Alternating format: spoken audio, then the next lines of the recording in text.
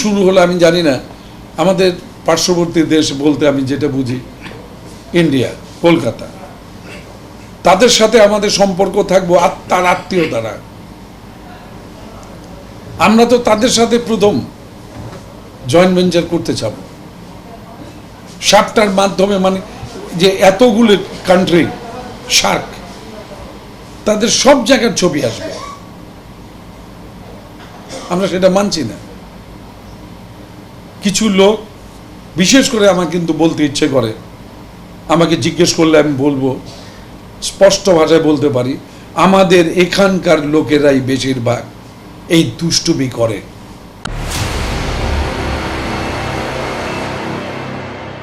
যে সাপটা হলো এমন একটা জিনিস, এক্সপোর্ট ইম্পোর্টের সিস্টেমে যেটা হয় সেটা হলো এক্সচেঞ্জ, মানে কালচারাল এক্সচেঞ্জ। যেটা আমার মনে হয় যে আপনার একটা দেশ, একটা সংস্কৃতি, একটা শিক্ষা, এই যে শিক্ষণীয় জিনিসগুলি আছে এইগুলি এক্সচেঞ্জ করা, এটা হলো সাপটা।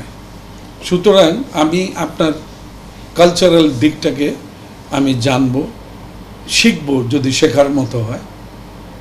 সেটা আমার দেশের যে বড় দিনগুলো আছে তার মধ্যে কেন।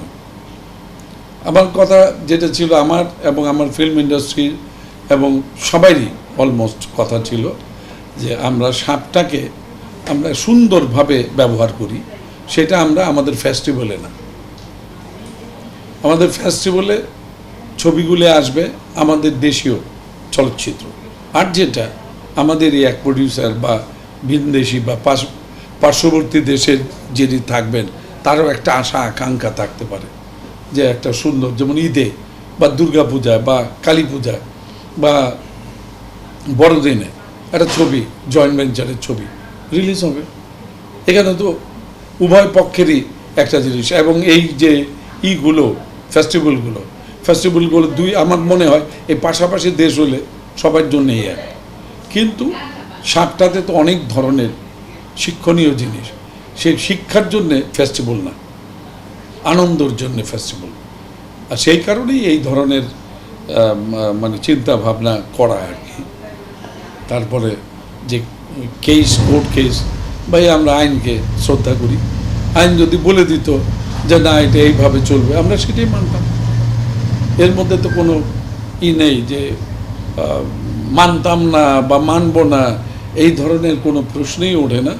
আমরা সুন্দরের জন্য, আমাদের দেশের দেশীয় সংস্কৃতিকে প্রাধান্য দেওয়ার জন্যে এবং আনন্দটাকে নিজেদের মধ্যে উপভোগ করার জন্যে আমরা এই চিন্তাভাবনা করে থাকি। এটা তো জাল তো বটেই। যেমন আমাদের দেশের আর্টিস্ট অভিনয় করেছে, সেটা যদি অন্য দেশে যে করে থাকেন অবশ্যই আমার মনে হয় ওই দেশের লোকাল প্রোডাকশন হতে পারে। তো লোকাল প্রোডাকশন হলে পরে ওটা তো পেপারস থাকবে, তাই না? ট্যাক্স দিতে হবে, তারপরে এই গভর্নমেন্ট ওই গভর্নমেন্ট, দুই গভর্নমেন্টের একটা পারমিশন থাকতে হবে। তো সেটাই হলো যে লিগ্যাল ওয়েতে করা। তো ওই রকম যদি কিছু থাকে সেটার বেলা কিন্তু আমাদের বক্তব্য ভিন্ন। কিন্তু যখন একই আর্টিস্ট সাপটা চুক্তির মাধ্যমে ওই ধরনের কোনো আইনকে ফলো না করে যদি সাপটায় এই ধরনের একটা ছবি চলে আসতে চায়, এইখানে কিন্তু সন্দেহ হবে যে আর্টিস্ট হলো আমার দেশের, ছবি হলো আরেকটি দেশের। ওই দেশে কখন গিয়ে কিভাবে এই ছেলেটি বা এই মেয়েটি বা এই ক্যারেক্টারে কাজ করলো, এটা তো আনন্দের কথা। একটা বর্ডার ক্রস করে আরেকটা বর্ডারে আরেকটা দেশে যে আমার এখানকার একটা আর্টিস্ট কাজ করবে, অথবা ওই দেশের একটা আর্টিস্ট এই দেশে এসে কাজ করবে, এর চেয়ে আনন্দের কিছুই নেই। কেন আর্টিস্টের ব্যাপারে কিন্তু আমি একটা কথা বলে থাকি ভাই, যে আর্টিস্টের কিন্তু কোনো দেশ নেই, তার কোনো বর্ডার নেই। সে যে কোনো দেশে যে বলতে পারে এটিই আমার দেশ। কারণ আর্টিস্ট তার বর্ডার বলতে আমি যেটা বুঝি সেটা হলো মৃত্যু। আর্টিস্টকে বাধা দিয়ে রাখা যায় না, কিন্তু তার একটা পরিচিতি আছে, সেই পরিচিতির নাম হলো দেশ। দেশ যখন এসে পড়বে তখন একটা আইন, এগুলোকে মানতে হবে। আমি সাপটার মাধ্যমে চালাকি করে যেই ছবিটি আমি জয়েন্ট ভেঞ্চারে আনতে চাই, জয়েন্ট ভেঞ্চার হয়নি, পারমিশন নেয়নি, কোনো শুটিং করেনি, কিচ্ছু করেনি। এই ছবিটা যখন আনতে যাবে তখন এই জায়গায় বাধাপ্রাপ্ত হবে, সেটাকে তারা চালাকি করে সাপটায় ঢুকিয়ে দেবে। এই ধরনের কর্মকাণ্ড যেগুলি থাকে এটা তো আইনের বিরোধী। এই জন্যে আমাদের এই আর্জি, আমাদের চিৎকার, আমাদের আইনের কাছে সাহায্য চাওয়া। আইন তার নিজের গতিতে তার যেটা আইনি পড়ে আর কি, আমার মনে হয় সেটাই হয়েছে, এবং এটা আমি মনে করি আমাদের জন্য ভালো। এবং যাদের কথা যে অনেকে ফিল করবে, যারা ওই রকম দুষ্টু প্রকৃতির মানুষ, যারা চিন্তা করে যে আমরা এইভাবে না ওইভাবে নিয়ে যাব, এটা তো তাইলে ফিল্ম মেকিং হলো না, ফিল্ম বিজনেস হলো না। এটার মধ্যে অনেক সফিস্টিকেশন আছে, এটা আর্ট কালচার। এখানে কেন এই ধরনের লোকের বসবাস থাকবে? এটা কালচারাল ওয়ার্ল্ড, এটা ভালোবাসার পৃথিবী।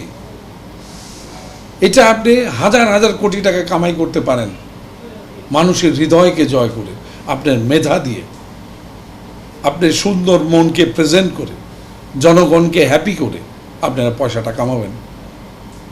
এখানে কেন এই জয়েন্ট ভেঞ্চারের ছবি সাপটার ছবি জয়েন্ট ভেঞ্চারে, এগুলো কি?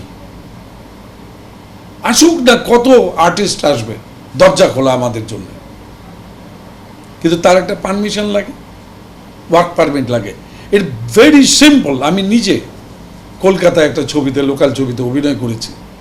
এখান থেকে আমাকে এফিডেভিট করে নিতে হয়েছে 100 টাকার স্ট্যাম্পে, এবং আমি ট্যাক্স দিয়েছি, সেই কাগজ সব একসাথে। আমি এদেশেও ট্যাক্স দিয়েছি, আমি কলকাতাতেও ট্যাক্স দিয়েছি, দিয়ে তারপরে আমি ক্যামেরার সামনে গিয়েছি। অতি সাধারণ জিনিস। আমার শিডিউল যেমন অ্যাজ আগামী মাস থেকে, এই মাসে আমার সমস্ত পেপারস রেডি করবে। আমি যাব আরামে, ভদ্রলোকের মতো কাজ করে আসব। আমার শিল্পীদের অপমান করার অধিকার প্রডিউসারের নাই তো। কারণ আমার যখন আমি শিল্পী চিন্তা করব, তখন কিন্তু আমি প্রডিউসারকে ধরবো। আবার আমি যখন প্রডিউসার নিজেকে চিন্তা করব, তখন আমি সবাইকে ধরতে পারি। এই কথাগুলো কিন্তু মানতে হবে। কি শুরু হলো আমি জানি না। আমাদের পার্শ্ববর্তী দেশ বলতে আমি যেটা বুঝি ইন্ডিয়া, কলকাতা, তাদের সাথে আমাদের সম্পর্ক থাকবো আত্মার আত্মীয় দ্বারা। আমরা তো তাদের সাথে প্রথম জয়েন্ট ভেঞ্চার করতে চাব সাপটার মাধ্যমে। মানে যে এতগুলো কান্ট্রি শার্ক, তাদের সব জায়গার ছবি আসবে, আমরা সেটা মানছি না। কিছু লোক, বিশেষ করে আমার কিন্তু বলতে ইচ্ছে করে, আমাকে জিজ্ঞেস করলে আমি বলবো, স্পষ্ট ভাষায় বলতে পারি, আমাদের এখানকার লোকেরাই বেশিরভাগ এই দুষ্টুমি করে, ওপারের লোক না। আমরা যদি আশ্রয় প্রশ্রয় না দিই, বাইরে থেকে কেউ এসে কিছু করতে পারবে? পারবে না। আমাদের এই ইন্ডাস্ট্রিকে ধ্বংস করার যথেষ্ট লোক আছে, আমাদের ভেতরে ঢুকে আছে। তাদেরকে সঠিক পথে আসতে হবে, তাদেরকে বাধা দিয়ে রাখতে হবে, তাদেরকে ওপেন করে দিলে হবে না। আমরা তো চাই বাইরের যত লোক আসবে, যত প্রডিউসার, যত ছবি আমরা নেব, লুপে নেব। আমাকেও তো ভাবতে হয়, আমাকে মিনস আমার ইন্ডাস্ট্রিকে ভাবতে হয়, এই পরিবারের পক্ষ থেকে ভাবতে হয় যে এই ইন্ডাস্ট্রি বলতে, এই পরিবার বলতে কি বোঝায়।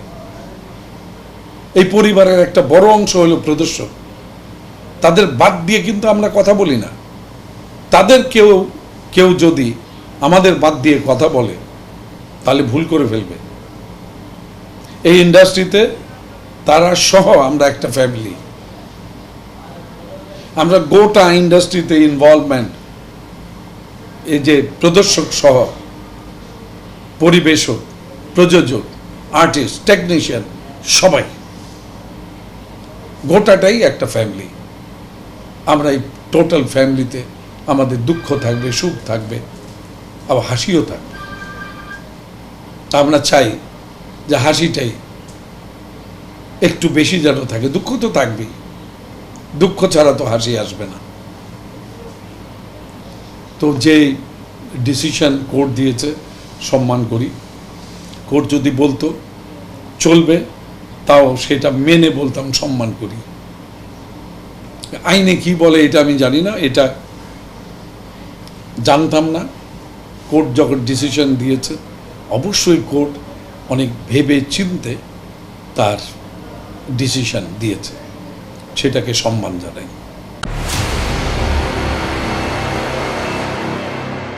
ক্রিয়েটিভ সলিউশন বাংলা চলচ্চিত্র নিয়ে কাজ করছে, বাংলা চলচ্চিত্রের স্টোরিগুলো নিয়ে কাজ করছে, বাংলা চলচ্চিত্রকে আপনাদের সামনে তুলে ধরছে, যা পুরনো হারিয়ে যাওয়া সব কিছু তুলে ধরছে। তো আমরা আছি ক্রিয়েটিভ সলিউশনের সাথে, আপনারাও থাকবেন। ক্রিয়েটিভ সলিউশন সাবস্ক্রাইব করবেন।